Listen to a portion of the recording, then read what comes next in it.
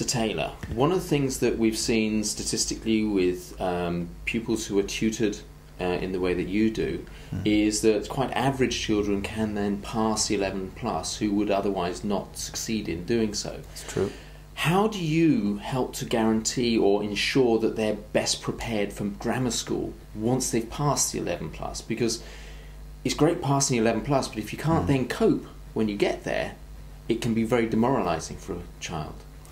This is an excellent question, and I think that every parent should ask that question about the suitability of grammar school for their child before they even embark on preparing their child for the 11 plus exams, because it's horses for courses. Different schools will suit different children, and grammar school will be detrimental to a pupil who it's not suitable for. They may find that the demands of a grammar school are overwhelming, and it will knock their confidence and self-belief, and they'll always be at the bottom of the class, which is not a good position for anyone to be throughout their schooling. So I address that in my whole approach to coaching these children, because in fact coaching itself is too narrow a word, because I'm not only coaching children for the exam, which of course I am, and doing it very effectively, but I'm also educating the children in a broader sense. And there are 4 specific things that I want to mention about the way that I train the children, which gives them that broader education, which makes them better prepared for grammar school and indeed for life. The first is that I keep my groups small. Now, the reason for this is because the lesson has to be very interactive, and it can only be very interactive with a small group. And the reason for the interaction is to involve every pupil and to get them to justify their reasoning, to make them explain, to first involve every pupil so that they do actually participate in the lesson, and then when they give an answer, for example, they can be asked to explain or justify the reasoning that led them to the answer. And so what we're doing is getting them into the habit of thinking through very carefully and then justifying their reasoning, which has benefits to their thinking clarity and their use of language in explaining their thinking. So that's a benefit which will actually stand them in good stead throughout their lives, not only through their school careers.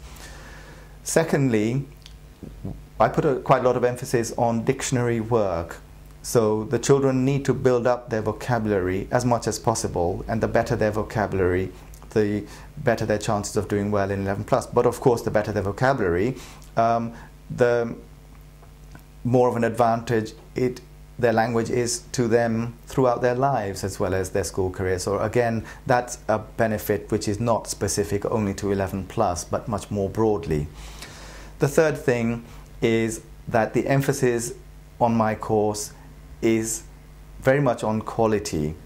That is, the children are expected to check their work very carefully. Whenever they do a piece of work towards 11 plus, they're expected to do it well and not just complete it and pay lip service to it or do it, to 75% of their ability, but it's very clear that they have to do each piece of work to the best of their ability, and whatever they get wrong, they are expected to correct and correct again if necessary.